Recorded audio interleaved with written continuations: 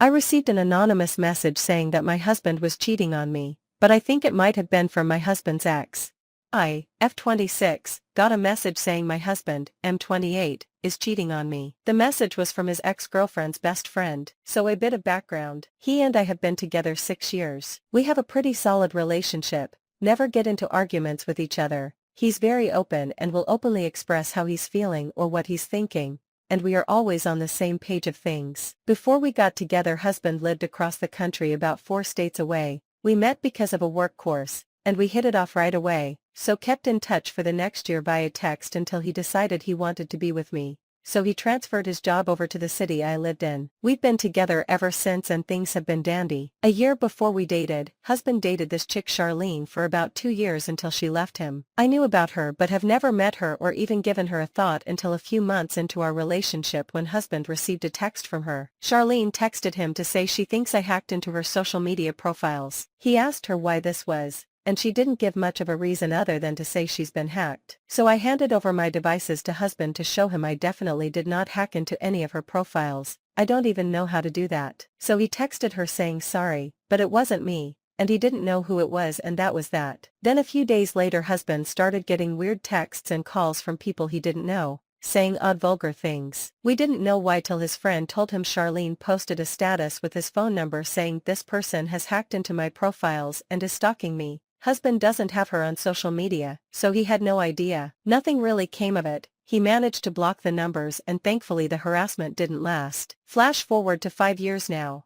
and we haven't heard from or about Charlene at all and promptly forgot about it. Husband's sister just had a baby, in the town husband originally came from / where Charlene lives, and since he hasn't been there in like 6 years we decided to go down to see his family. We go down and everything is cool. He reaches out to some of his old pals to say hey, and we meet a few of them. Over the next few days I get random friend requests from girls I don't know, 2 girls, who are from this small town. It shows husband isn't a mutual friend with any of them and I ask him who these girls are, and he says he doesn't really know, but one seems familiar, and he might have gone to school with one. I think it's weird and just delete their requests. Then the next night I get a message request on Instagram. It's from a different girl I don't know that also lives in this town. She straight up tells me she knows my husband from childhood, and he's been messaging her on Tinder. She sends me screenshots of my husband messaging her saying he's around and wants to hook up or something. I immediately show my husband of course and right away he drops what he's doing and hands me his phone unlocked.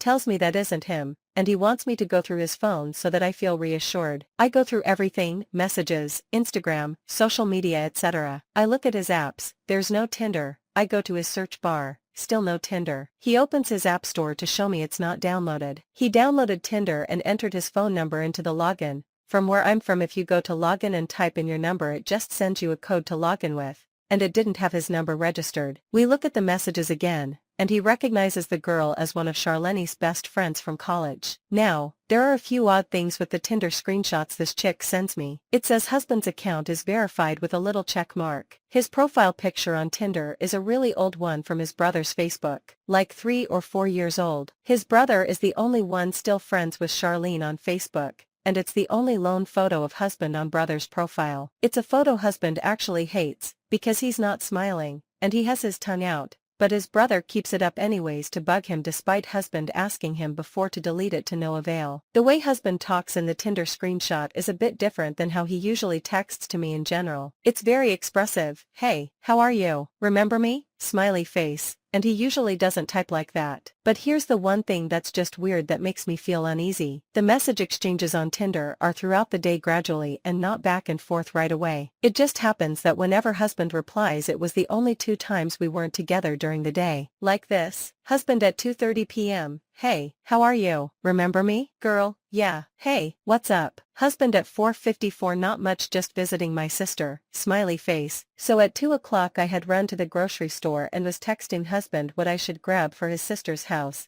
That's why I know the time. At 4 p.m. we arrive at sister's and after helping with supper husband uses the bathroom. He's not in there long but I sent him a text with the poop emoji to be silly. That was at 4:53. So the fact that it's around the same times where I'm not around him is unnerving, though the screenshots show they talk for longer after.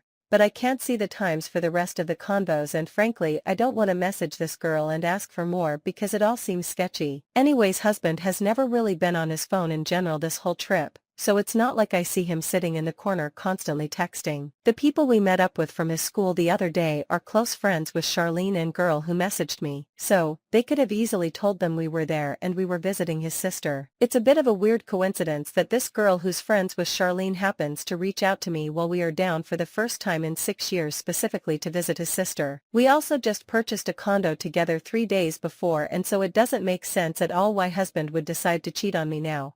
Not to mention, why would he decide to hook up with Charlene's friend while I'm with him on this trip, lol. Why would he use that super old photo from Facebook that Charlene has access to? Plus he surrendered his phone immediately and showed me everything once I talked to him. The only thing that rattles my brain is the profile verification and the times the messages were sent. Edit: I messaged this girl saying, oh that's weird because husband actually didn't have his phone on him the last few days since he dropped it. Her response was, oh, okay, welcome.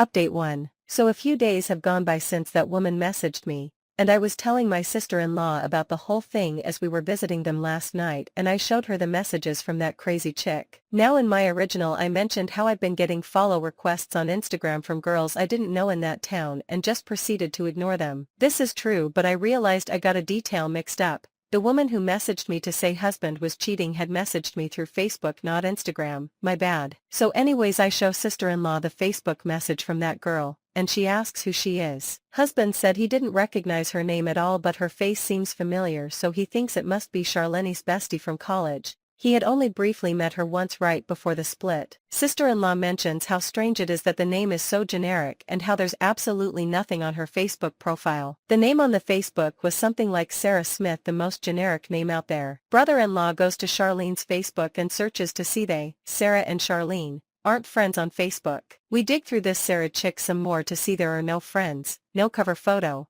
no statuses/birthday, nothing. And it says the Facebook profile was created the day she messaged me. We think it's definitely Charlene behind that account. She specifically made it to reach out and message me. I just never thought to view her profile at all. Someone in the Reddit comments before had mentioned to me maybe those girls on Instagram trying to add me might be fake accounts made by Charlene or her friends. I thought there's no way she would go that far and just thought nothing of it. But maybe they were right, because it was about an hour after I denied the Instagram followed that Sarah Smith messaged me on Facebook. So, bitches do be crazy after all. I didn't think Charlene would ever take anything that far. Faking Tinder messages, okay, but also faking a Facebook profile? Y'all were right. I apologized to husband for even feeling the slightest doubt for a second, and he said it was completely fine. He understands completely and doesn't blame me. And if I ever feel uncomfortable about anything, I'm free to ask for his phone or to talk to him. But seeing as in the amount of years we've been together I never needed to go through his phone, I don't think I'll need to start now. Now it's a good story for us to laugh at, and jokes on Charlene because this just ended up making us closer than before. TLDR,